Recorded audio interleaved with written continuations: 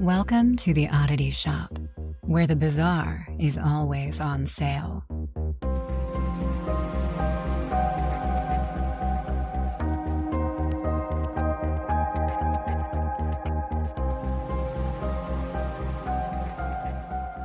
Hey there, you oddballs. Welcome back. This is the Oddity Shop, and I'm Kara. This is my most wonderful, beautiful soulmate of a host, Zachary. Oh, and you full named me. Now I feel like I'm in trouble. Today, how do I say it? Tadeus Palmer. It was a very close effort at my middle name. So because every time I think I say it, I second guess it, and then I mess it up. But I think it's a thing. You just mashed the words today and use together. Today-use.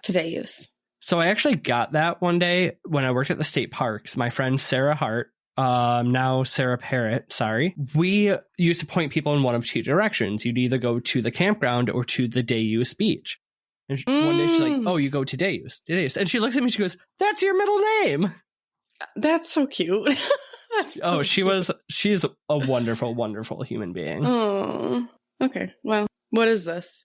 What is this? You always make me. What is this? What are we? What is this? In case you don't already know, it's a podcast. We like to tell you weird stories from around the world. We like to, in this case of this week's episode, read you stories that you people suggest to us. Thank you, Maggie. Oh, Maggie. Yes. Okay. I probably shouldn't just first name her. I got to give her the full credit. It feels wrong. Aunt Maggie. I tried to say it. Oh, Aunt Maggie. Aunt Maggie. I was going to say she's been binging. We've been talking about it. She's okay. You threw me off because when you said Maggie, I'm like, I don't know Maggie.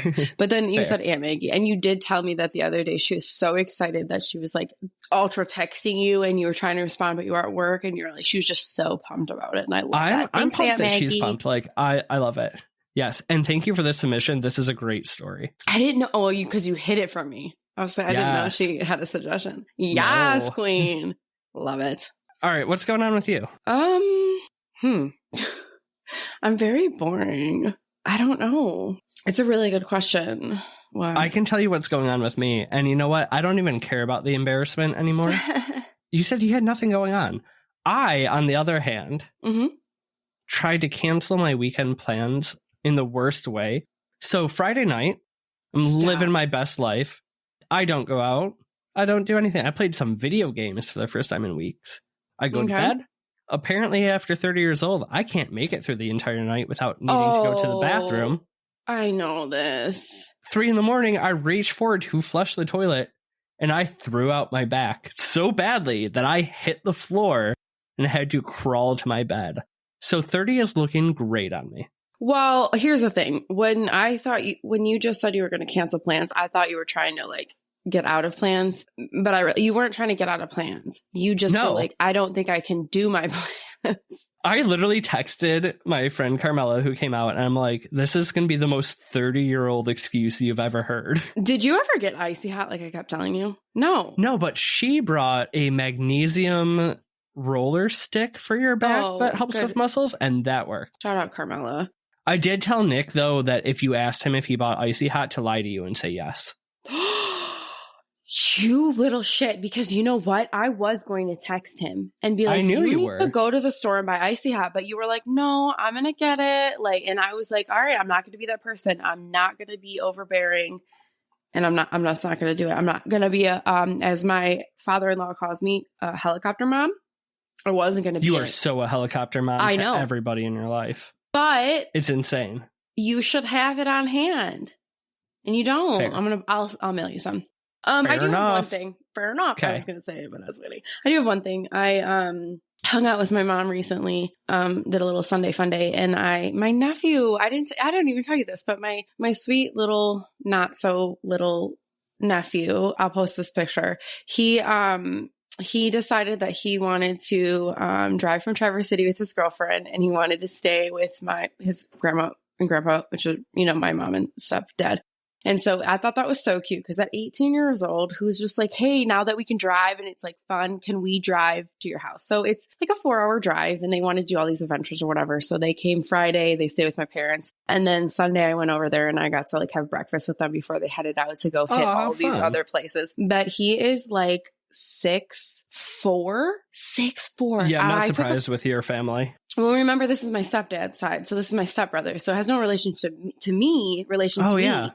Right? But I'm tall for a female. And I took a picture standing next to him because I thought it was so funny. And I'm wearing my Doc Martens on. So I even have like a little bit of height. And he is just towering over me. And it's the cutest thing. So I do have that. And then after I went and saw Aunt Pat, the lovely, and I saw a couple friends. I hung out with Danny B, shout out Dan Batten. And it was just fun. It was like a good Sunday fun day.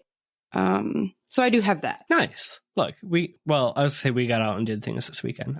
We still went out to dinner even with my back. So. You always do way more than I do, though. I don't do anything. That is true. What do you? Okay. Do you have a question? I have a question for you. I'm going to ask a question for everyone else first, though. If you like this podcast, share it with a friend, please. Please. Is that a question? It was more of a statement. No, you said if you like it. If you like it. Oh, yeah. Okay. If you find yourselves coming back here. So professional. Are you ready for your question? Am I? If you lived in a haunted house, and not just like hauntings that you and me grew up with, like I'm talking doors slamming, lights flickering, full body apparitions. This is so wild that you're asking me this. Would you actually stay there? Is it malicious? No. So there's no harm to me. I'm not going to say no harm, but I'll say no physical harm. So there's mental harm? Okay. I'm sure you're going to get into something wild and then I'm going to change my mind. But I've thought about this multiple times. And I've lived in scenario like you said. If it's not malicious, it's not going to hurt me, Aaron, or Delilah. It's just lives in my house and does things that maybe piss me off, make me angry, but it's just living there with me. I can coincide. Yes, I would stay. If it's anything worse than that, I'm moving out. I have a follow-up question, but this is actually pertains to the episode. Are you ready for a story that includes literally everything? No. Because we have haunting, we have murder, we have premonition, we have a little bit of abuse. There's a trigger warning on this one. If you're bothered by sexual abuse, probably a good time to turn out now. It's a very quick snippet, but just so you know it's in here. And finally, we also have time travel. Not so much in the normal stance, but we're going to be jumping around timelines a little bit. So if you get confused, Kara, I need you to stop me. I'm already confused. Okay. We're going to start in the year 2000. I'll give you the background. We're going to go back to 1976 to 1984, back to 2000, 2019, and then we're ending in 2021. You lost everybody. But side note, I've decided that I wish I lived in the 70s. Fair enough. All right. So our story starts off with Jody Foster. Oh, that's not where I thought we were going. Not that Jody Foster. It's just a woman with the same name. So Jody is born in Orange County. She's a California native. And in 1997, at the age of 30, she has a daughter that she names Hannah, or she calls her Han for short. So when Jody was 33, so at this time Hannah is 3, Jody, she's a single mom, and she decides to move to Chico, California to get a fresh start. Okay. Jody kind of liked that it's a smaller town. She wanted to raise her family there. Immediately, she feels at home. So they're looking for a place to live. She sees a for rent sign at the Walnut Garden Apartments. Out front, it had lovely landscaping, lots of flowers, a pool, and looked like a really nice place to live. Walnut? Yes, Walnut Garden Apartments. So Jody signs a lease and moves into apartment 14 on January 31st, 2000. This might vaguely, the apartment 14. Oh, yeah. I might know what we're talking about, but I slowed down there because I thought you might. But remember January 31st, 2000? That becomes important later. January 31st. Should I write it down? January no, 31st, 2000. No, I wrote it down. Perfect. Okay, so they're in apartment 14. Jody notices right away that the energy feels dark and that the apartment had a bizarre smell. Ew. Mm-mm. So at first she plays it up to her nerves and thinks the smell might be like a chemical smell coming from the new carpet. Which I can get down with that. When we talked about the evil gnomes, that's kind of like a new house, like your uncertain new house, new feelings. Yeah, but things only get weirder from there. Okay. So one of the first things they notice is that Hannah's sneakers keep going missing from the front door, but they would reappear on her bed. And this just kept happening day after day. I would die. Oh, you need to pull your britches up. So not only that. Are you 30? How old are you? But things like the salt and pepper shakers in the kitchen would move around and other little things. So now Hannah, or Han, starts to talk to her imaginary friend, or so Jody thought. So her daughter starts to make friends with a woman in the house or in the apartment that only she could see. She called her imaginary friend My Liz. Like, oh, that's my Liz. Okay. So she would say hi to her, talk to her, point her out to her mom, and her mom would be like, there's no one there. I've said this before, but children are so scary. I read somewhere recently that those who were recently born or closer to death are the ones closest to the veil, so they start to see things that, okay.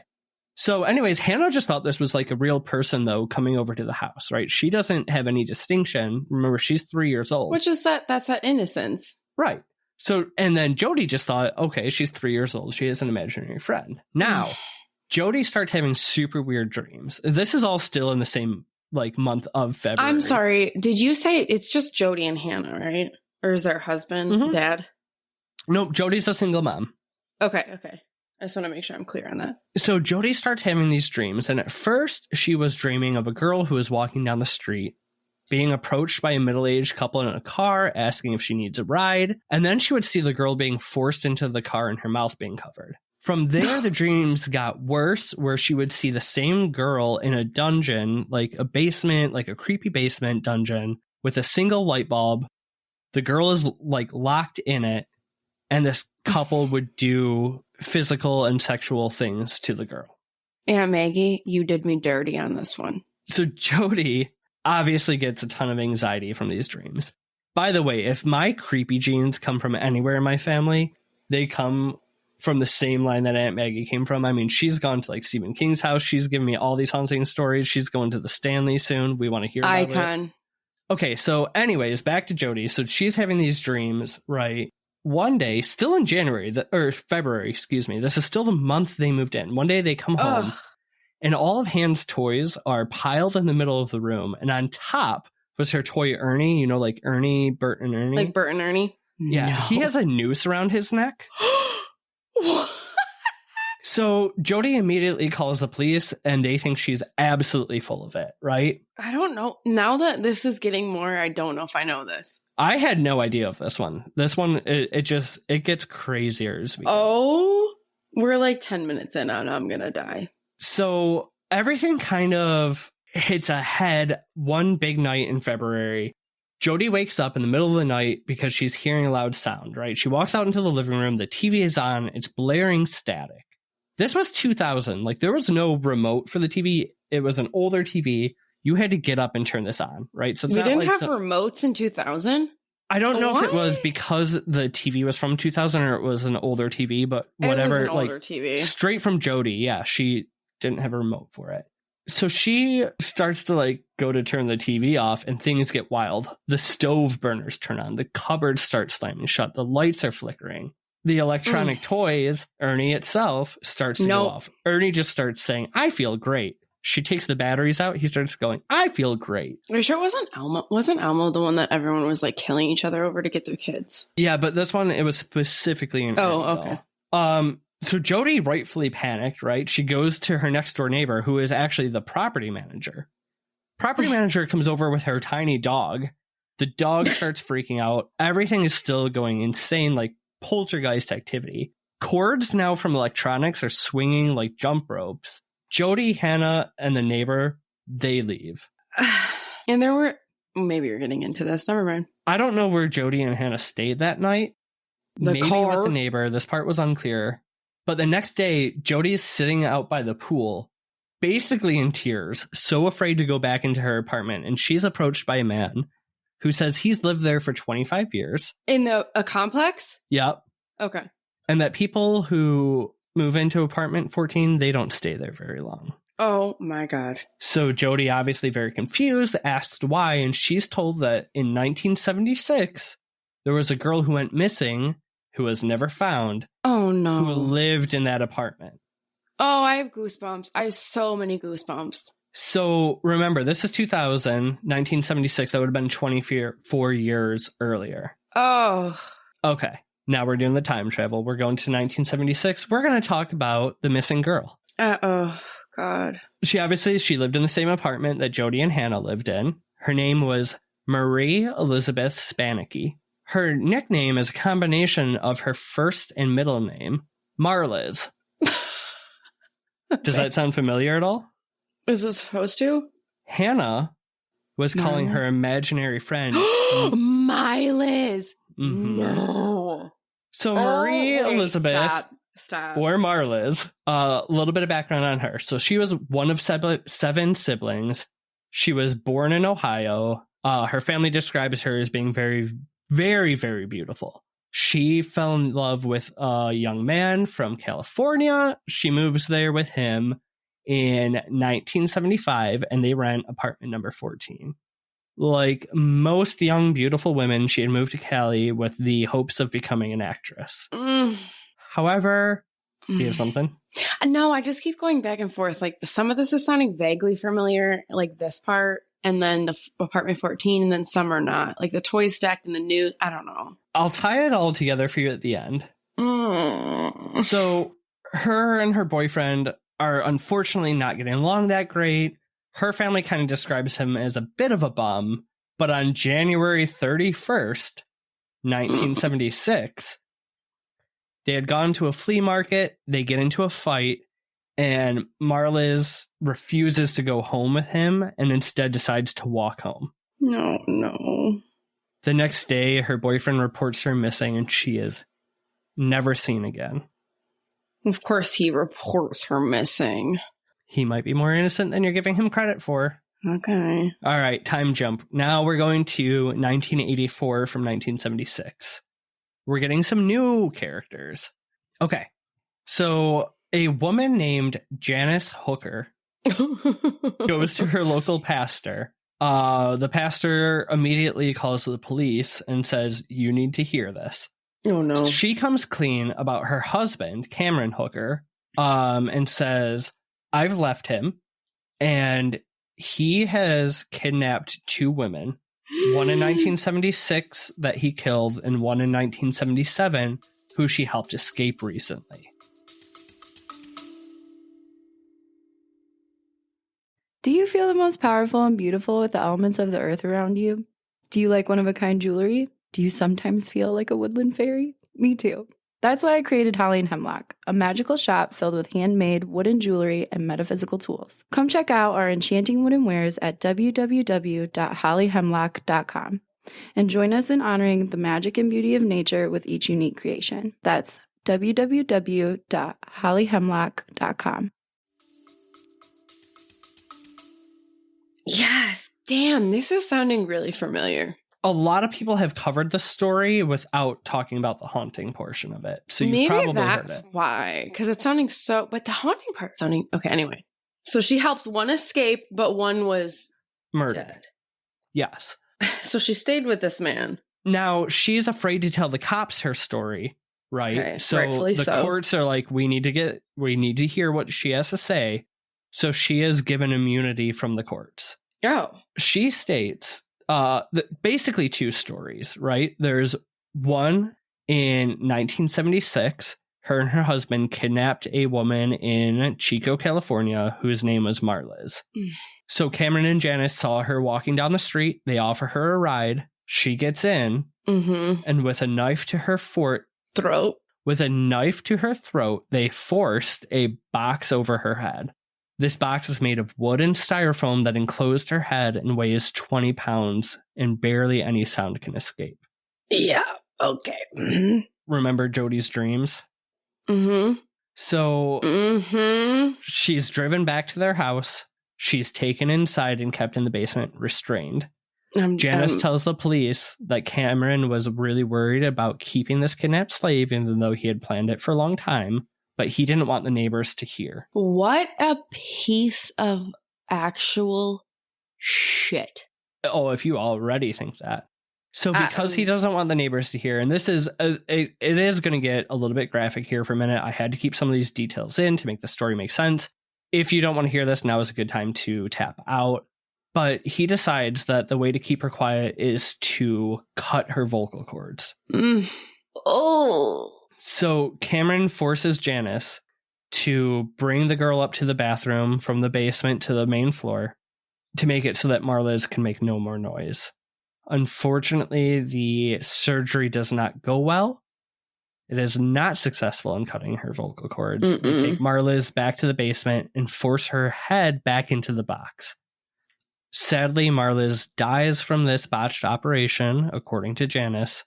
They move her body from the basement into the trunk of the car, drive her into the middle of the forest, and bury her in a shallow grave and burn her belongings. From start to finish, the entire ordeal lasts 12 hours. Okay, so my only comment is I understand that you want a confession, right? But no, you don't get immunity if you take any. So Cameron was very abusive to Janice as well. I mean, I get that. He threatened her death to make her help in these situations. Hold your comments for a second. So the second victim, right? They kidnap her about a year later. Same things, except she is depicted as a good slave. So she follows Cameron's orders, so he doesn't try to do a botched surgery again. And he keeps her. For 8 years. Janice one day goes to Colleen, who's the second victim, and says, I'm going to leave Cameron. Here's how we are getting out. So she takes Colleen. She goes to her parents' house. They stay there for a bit, and then she lets Colleen go back to her family. The only reason they escaped is actually because Cameron wanted to bring Colleen on as his second wife because she was behaving so well and actually allowed her to get a job. So he kind of after 8 years... trusted her. Exactly. Okay, you know what? Let me just, before I get yelled at later, real quick, I am going to take back what I just said because mental abuse is horrible and I'm sure she endured a lot. So you have to partake because you're physically and mentally getting abused. So... And I didn't give you any of those details. You had heard they kidnapped her together and everything. But I do. So Cameron is obviously arrested, and the investigators have so much evidence to convict him on the kidnapping of Colleen. However, the police search with Janice's help for Marliz's body. They can't find her. They can find no evidence in the house. Even though there's she said nothing to go on. Didn't she know where she was actually buried? She knew about the location, but they could not find the body. She wasn't in with the burial. She was with him when they buried her. But they were driving through rural roads in the middle of the night, and she couldn't find the exact location. Okay. So when they go to trial, though, the victims, so Janice, kind of a victim, Colleen, obviously a victim, are told that they may not bring up Marliz in any way, shape, or form. What? Because all the evidence they have is only circumstantial, and it may hurt any chance of conviction for Cameron. Cameron receives a sentence of 104 years. So they can only convict him of Colleen's kidnapping and torture and rape. And, yes. So Cameron receives a sentence of 104 years, and Marliz receives no justice at all. What? All right. We're going back to Jody now, though, because her story is not done. Yeah, no, I can't be, and I can't. remember, Jody hears about the story of the missing girl from the random man at her apartment complex. Mm-hmm. She decides at this point that based on what she's heard, now she doesn't know all the backstory, right? She only knows of a girl who went missing, but there's all this weirdness going on. They've only lived there for 3 months. She doesn't want anything to happen with her daughter, so they move out to another apartment in Chico in March. This happened from January 31st to March. I can't even imagine. So at this time, though, Jody starts dating a new boyfriend, and she tells him about the apartment and everything that she experienced there.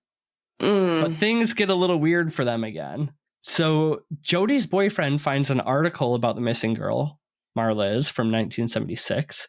In the article, it has her nickname and a photo of her. Oh, no. And he gives it to Han. So Jody is like, oh, my God, Marliz, these are really similar. She takes the photograph. She goes to Han, and Han immediately identifies her as the girl who had been in their apartment. I'm sorry. This keeps tripping me up because I call my sister-in-law Hannah Han all the time. That's literally what I call her. And like, it's anyway. So for the most part, after this, life goes back to pretty much normal for Jody and Hannah. If I were Jody, I'd be so tripped up though. Like, I'd be like, oh my God, like my little child's amazing, but how horrifying. Only because... Hold on.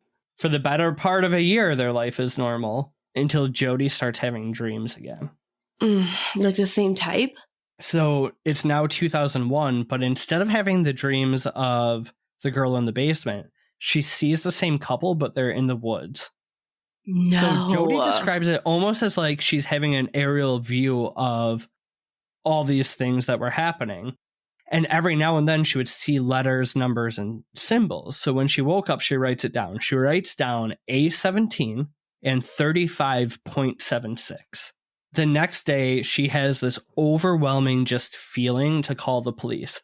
Oh, no. Okay, so remember she called the police once about the haunting, and they already thought she was full of it. So she's already apprehensive. Well, yeah, and this is like less anything. Right. So she calls the police and tells the police officer, hi, I used to live in the same apartment as this girl who went missing in 1976. Her name is Marliz. I think that I have the clues to where her body might be located. I am dead. The officer on the line goes silent, Kara. No. Then he asks her why she decided to call when she called. Why? Is it like the anniversary? I have goosebumps. Stop. It's not the anniversary. It turns out they had just reopened Marliz's cold case and were starting to pull all the details together. Remember, so this is 2001, 17 years after Cameron has been put away. 5 years after Marliz goes missing. But there was never a conviction because they couldn't tie Marliz to Cameron because of lack of evidence. So she gives him all of this info, including the description of her dreams, the numbers A17 and 35.67. And the officer says, hey, it's an ongoing case. Thank you so much for this information. We really can't tell you much. Do you think you would have, I'm so real quick. I know this is a long episode, but do you think you would have called the police? Absolutely not. I don't think Jody would have either, except for that feeling that she had to. So if you had that feeling, would you call? I can't say what I would do in that. I would like to say yes, but I might not. Okay, so that was 2001. 20 years later, 2021, Jody gets a call from the detectives. They finally tell her what they couldn't tell her about the case prior and what they discovered. Detectives believe that they found a home where Marliz's body was likely at. However, it's now 2021, 45 years after her disappearance. They basically say that they took Janice and were driving her around with the information that Jody had provided. Okay. Janice finally marks a house that she thinks is near where they buried Marliz's body. That house is off of Rural Road A17. And if you use mapping software, it is 35.77. Oh, so 1.1 off that house from where Cameron and Janice Hooker lived. Now, that was 2021. It is now April of 2023. Marliz's body has still never been found. Oh. Jody believes that Marliz reached out to her and Hannah, trying to find rest and resolution.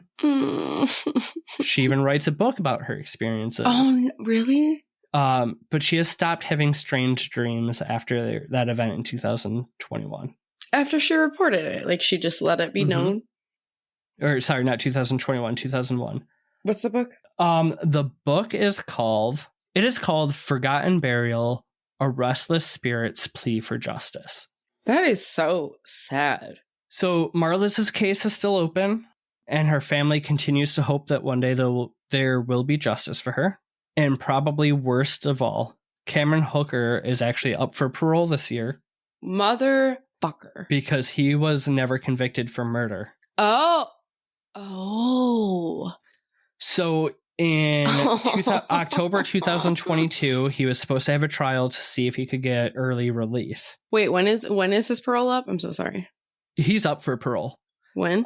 So October of last year, he was supposed to have the trial to see if he could release. It got pushed to March, so a month ago. I couldn't find any updated information. I was gonna say, can we rally?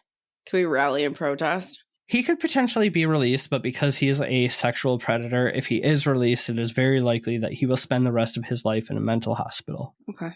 But that is the absolute loaded story of apartment number 14 that covers unsolved mysteries, ghosts, serial killers, a little bit of contrived time travel, but it's horrifying. So this is when you asked me earlier, when I asked you the question, is it going to cause me harm? It might not cause physical harm, but the emotional and anxiety. Yeah, no, I guess that wasn't the type of haunting or whatever per se I was thinking of. I was just thinking of, I don't know. This guy I used to know, he used to be one of my decently good friends, but he lives in Wisconsin. Glenn, shout out Glenn. He lives in an apartment in, I think it was Fond du Lac, Wisconsin. Yeah. And it was, it was haunted, but he was always like, it's a lady, like an old lady, because she always be ripping out all my porno magazines and throwing them all across the floor and on the table and just that kind of stuff. I want to say hilarious. That it was him that said it when he was showering, the shower curtain would open up, things like that.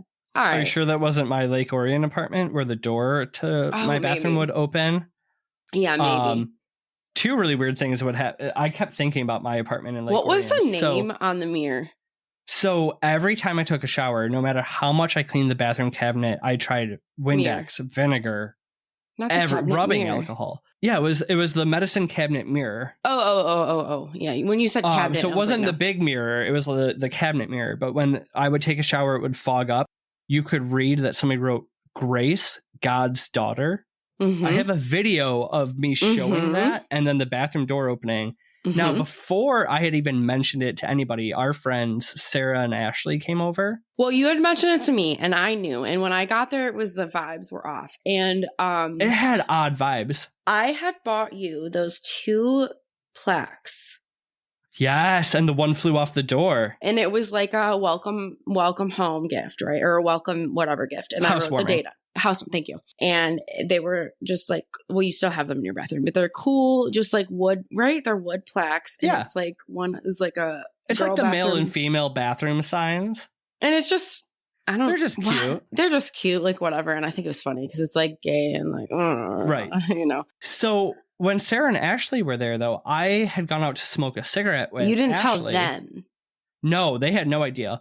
Sarah, the hallway to the apartment was an open air hallway.